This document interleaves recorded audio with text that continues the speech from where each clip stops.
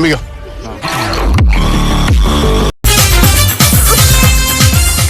തല്ലരുത്. തല്ലും, കൊല്ലും. എടി ആൾക്കാര് നോക്കി നിൽക്കുന്നെന്ന്. അതിന് അവർക്ക് എങ്ങനെ മനസ്സിലാവണ ഞാൻ തന്നെ തല്ലാൻ ഓടിക്കുന്നേന്ന്? എടി എന്നെ പോലെ പെണ്ണുമ്പിളയുടെ തല്ലു കൊള്ളുന്ന ഏതെങ്കിലും ഒരുത്തിന് ആ കൂട്ടത്തിലുണ്ടെങ്കിൽ അവന് മനസ്സിലാവില്ലേ അത്. ഒരു കാര്യം ചെയ്യ്, പ്ലേറ്റ് മറക്ക്. എടി ചുവട് മാറ്റാൻ.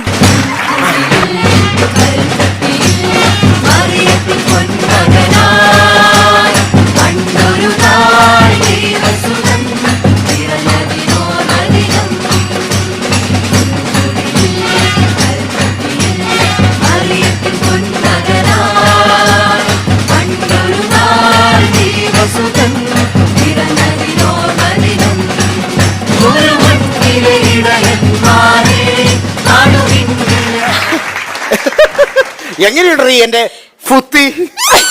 എനിക്ക് വയ്യ. ഞാൻ നിങ്ങളെ പുകഴ്ത്തുവാന്ന് തോന്നരുത്. കുഴപ്പമില്ല, എനിക്കത് തോന്നിയാലും അപാര സംഭവം അല്ലേ. ഭയങ്കര ബുദ്ധിയല്ലേ എനിക്ക്.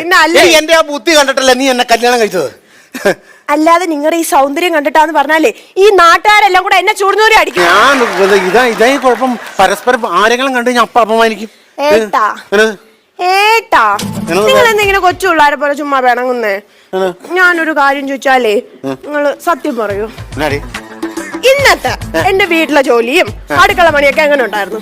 നിന്റെ കല്യാണം കഴിഞ്ഞ അന്ന് മുതല് ഇന്നലെ രാത്രി വരെയുള്ള എന്റെ അടുക്കള പണിയും ജോലിയൊക്കെ എങ്ങനെ ഉണ്ടായിരുന്നു? അത് നീ ആദ്യം പറ. അതുപോലെയല്ലായിരുന്നോ? അതുകൊണ്ടല്ലേ ജിഷൻ എന്ന പേരുള്ള നിങ്ങളെ ഞാൻ മിഷൻ എന്ന് വിളിക്കുന്നത്. അത് ശരി. അപ്പൊ അല്ലാണ്ട് എന്നോട് ഇഷ്ടം ഉണ്ടായിട്ടല്ല. നിങ്ങളോട് ഇഷ്ടമൊക്കെ ഉണ്ട്. പിന്നെ ഞാൻ ഇവളെ പെണ്ണ് കാണാൻ വേണ്ടി ഇവിടെ വീട്ടിൽ ചെന്നപ്പോഴല്ലോ ഇവരുടെ അപ്പൻ എന്നോട് പറയുവാ, ഇവളിൽ നിന്ന് ഒരുപാട് പഠിക്കാനുണ്ട് മോനെ, പഠിക്കാനുണ്ടെന്ന്. എന്നിട്ട് നിങ്ങൾ പഠിച്ചില്ലേ? പിന്നെ എന്താ പഠിച്ചേ? നെയ്ച്ചാള വെട്ടാൻ പഠിച്ചു, പുറം മാന്താൻ പഠിച്ചു, തലയിൽ പേൻ നോക്കാൻ പഠിച്ചു, പിന്നെ പുല്ല് മുറിക്കാൻ പഠിച്ചു. നിങ്ങൾ കൂടുതൽ എന്നെ ക്യൂടെക്സ് ഇടാനും പഠിച്ചു. നിങ്ങൾ എന്നെ കൂടുതൽ കളിയാക്കല്ലേ. ഒന്നും ഇല്ലെങ്കിൽ ഇത്ര ധൈര്യമുള്ള ഒരു ഭാര്യ നിങ്ങൾക്ക് കിട്ടിയില്ലേ? ധൈര്യോ നിനക്കോ? നീ ആ സംസാരിക്കരുത്. ഈ വീട്ടിൽ നിന്നെക്കാ കൂടുതൽ ധൈര്യം എനിക്കാ. ഈ വീട്ടില് നിങ്ങളെക്കാട്ടിലും നിങ്ങളുടെ അമ്മയെക്കാട്ടിലും കൂടുതൽ ധൈര്യം എനിക്കാ. അങ്ങനെ പറയല, അങ്ങനെ പറയല. നിനക്ക് എത്ര ധൈര്യമാണെങ്കിൽ തെളിയിക്കടി. നിങ്ങൾ എന്നെ പെണ്ണ് കാണാൻ വന്ന എത്ര പേരുമായിട്ടാ? ഞാൻ സുമേഷ് തമ്പി, സുഭാഷ് കൊല്ലം, ഷിജു അഞ്ചുമന, ജോൺ കെപ്പോൾ, 5 പേര്. നമ്മുടെ നിശ്ചയത്തിന് നിങ്ങൾ എത്ര പേരുമായിട്ടാ വന്ന? 50 പേര്. നമ്മുടെ കല്യാണത്തിനോ? 150 പേര്. 150 പേര്. ഇത്രയും പേരുമായിട്ട് നിങ്ങൾ എന്റെ വീട്ടിൽ വന്ന. എന്നാൽ ഞാൻ ഇങ്ങോട്ട് വന്നതേ ഒറ്റയ്ക്കാ. അപ്പൊ ആർക്കാണോ ധൈര്യം? അത് വേറെ സംഭവം ഉണ്ട്. അതായത് ഈ പട്ടാളക്കാരെന്ന് പറയുമ്പോഴല്ലോ അതിന് ഒരുമിച്ചാ പോകുള്ളൂ. അവരുടെ ഉദ്ദേശം ഈ രാജ്യത്തിന്റെ സുരക്ഷയാ. ചാവേറെന്ന് പറഞ്ഞു കഴിഞ്ഞാൽ ഇങ്ങോട്ട് വരും, നശിപ്പിക്കും.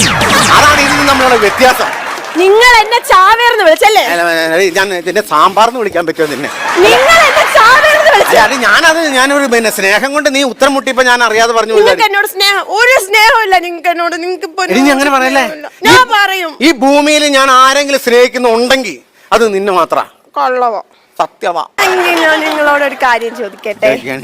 നമ്മൾ ആദ്യമായിട്ട് പറയട്ടെ, നമ്മൾ ആദ്യമായിട്ട് കണ്ടുമുട്ടിയതും നമ്മളെ പെണ്ണ് കാണലും നമ്മുടെ കല്യാണവും ഒക്കെ നിങ്ങൾ എല്ലാ ദിവസവും ഓർക്കാറുണ്ടോ? എടി നമ്മുടെ ഇവിടെ സുനാമി വന്നിട്ട് ഒരുപാട് പേര് മരിച്ചില്ലേ? മരിച്ചു. അതുപോലെ നമ്മുടെ പുറ്റിങ്ങൽ ഇങ്ങനെ ബോംബ് പടക്കം പൊട്ടിയപ്പോ ഒരുപാട് പേര് മരിച്ചില്ലേ? അപ്പൊ അവലെ കത്രീന വന്നപ്പോ ഒരുപാട് മരിച്ചില്ലേ? ഇതെന്നും നീ ഓർക്കാറുണ്ടോ? അയ്യോ, ആ ദുരന്തങ്ങളൊന്നും ഞാൻ ഓർക്കത്തില്ല. പിന്നെ എന്തിനാ ഞാൻ ഈ ദുരന്തം ഓർക്കണേ? നിങ്ങൾക്ക് ഞാൻ ദുരന്തല്ലേ? അല്ല, ദുരന്തല്ലടി. ഞാൻ ദുരന്തല്ലേ? അല്ലടി, ഞാനങ്ങനെ കൈ നിന്നിട്ട് ഇങ്ങനെ പറഞ്ഞു. ഇതിനൊക്കെ കാരണം ഇവരുടെ ഒരു തള്ള ഒറ്റ. നീ അങ്ങനെ സംസാരിച്ചു. നീ എന്തിനാണ് എന്റെ അമ്മേനെ ഇതിനകത്ത് വലിച്ചെടുക്കണേ? എനിക്ക് നിങ്ങളുടെ അമ്മയോട് ഒരു വൈരാഗ്യവും ഇല്ല. വൈരാഗ്യമില്ലടി. ഇന്നലെ രാത്രി നീ ഉറങ്ങിക്കിടന്നപ്പോ എന്റെ കഴുത്തിന് കുത്തി പിടിച്ചിട്ട് ഇവിടെ എന്നാ തെറി എന്റെ അമ്മേനെ വിളിച്ചെന്നറിയാമോ? വെളുപ്പിനെ 3 മണി വരെ. അത് നിങ്ങളുടെ വേറെ തോന്നല. ഏത്? അല്ല, ഞാൻ ഉറങ്ങിന്ന് പറഞ്ഞത്. എടി, നീ ഒരു കാര്യം മനസ്സിലാക്കണം. എനിക്ക് ഏറ്റവും വലുത് എന്റെ അമ്മയാ. ഇത് കഴിഞ്ഞിട്ടേ നീ വരെ ഉള്ളൂ. നിങ്ങളുടെ അമ്മയെ കെട്ടിപ്പിടിച്ചാൽ ഇരുന്നോ? നിങ്ങളുടെ അമ്മ നിങ്ങളില്ലാത്ത സമയത്ത് എന്നോട് എന്താ ഇന്നലെ പറഞ്ഞെന്ന് അറിയോ? എന്നാണ് ഇന്നലെ പറഞ്ഞേ? നിന്റെ കയ്യിരിപ്പിന്റെ ബലമാണ് ഈ മരമാക്രയെ ദൈവം നിനക്ക് ഭർത്താവായി തന്നേത്. അത് ശരി. അപ്പൊ ഞാൻ ഇത്രയും നാള് എന്റെ പെറ്റ തള്ളേനെ സപ്പോർട്ട് ചെയ്തിട്ട് ആ തള്ള എന്നോട് പറഞ്ഞത് ഇങ്ങനെയാണല്ലേ? ഇന്ന് ഞാൻ അവരെ കൊല്ലും. ഞാനിന്ന് കൊല്ലൂടി. ഞാൻ കൊന്നിരിക്കും.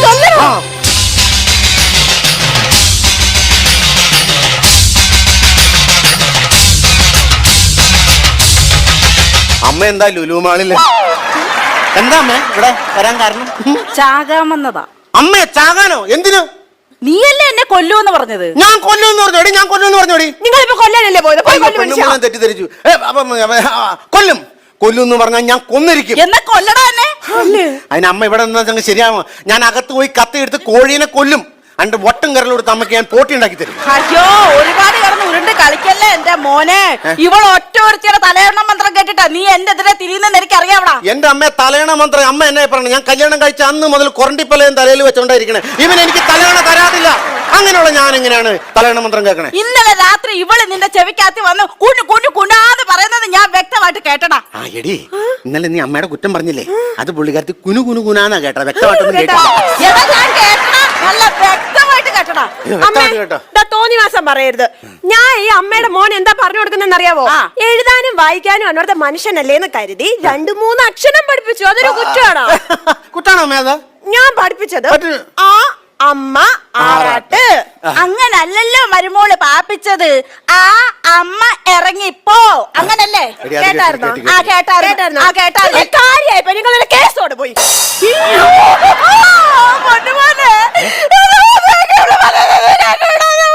അമ്മ ടാർസൻ കേൾപ്പിക്കാതെ മലയാളത്തിൽ പറ. എനിക്ക് പറഞ്ഞു മനസ്സിലായില്ല.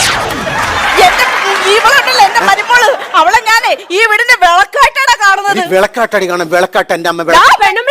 എന്നിട്ട് വേണം നിങ്ങൾക്ക് എണ്ണ ഒഴിച്ച് കത്തിക്കല്ലേ? അയ്യോ, എണ്ണ ഒഴിച്ച് കത്തിക്കാൻ എനിക്ക് നല്ലൊരു നിലവിളക്ക് മേടിച്ച് വെക്കത്തില്ല. ഈ കരിഞ്ചേരി ഞാൻ കത്തിക്കേണ്ട കാര്യം ഉണ്ടോ? നീ എന്റെ മോനാന്ന് വിചാരിച്ചിട്ട് അവിടെ തോന്നിയാസത്തിന് എന്നെ കട്ടിക്ക് വിളിച്ചപ്പോ വെള്ളി വീണതാ. നിർത്ത്. ഇപ്പൊ കറക്റ്റ് ആയില്ലേ? നിങ്ങൾ ഇങ്ങനെ തുടങ്ങി കഴിഞ്ഞാൽ ഞാൻ എവിടെയെങ്കിലും പോയി ചാവാൻ പോവാ. പലപ്പോഴും പ്രതിസന്ധികളിൽ നാമൊക്കെ അകപ്പെട്ടു പോകാറുണ്ട്. ഇനി ഒരടി പോലും മുന്നോട്ട് നടക്കുവാൻ എനിക്ക് ത്രാണിയില്ല എന്ന് ഹൃദയം കൊണ്ട് നാമൊക്കെ പറയാറുണ്ട്. എന്നാൽ എല്ലാ തകർച്ചകളിൽ നിന്നും നമ്മെ ശക്തിപ്പെടുത്തി മുന്നോട്ട് കൊണ്ടു നടക്കുന്ന ഒരു കാര്യമുണ്ട്. അതാണ് സാഹചര്യം. സാഹചര്യമാണ് മനുഷ്യനെ ജീവിക്കുവാൻ പ്രേരിപ്പിക്കുന്നത്, മുന്നോട്ട് നടക്കുവാൻ ശക്തി പകർന്നു നൽകുന്നത്. സാഹചര്യത്തിന് അനിഷ്ഠിതമായി ജീവിക്കുവാൻ സാധിക്കട്ടെ.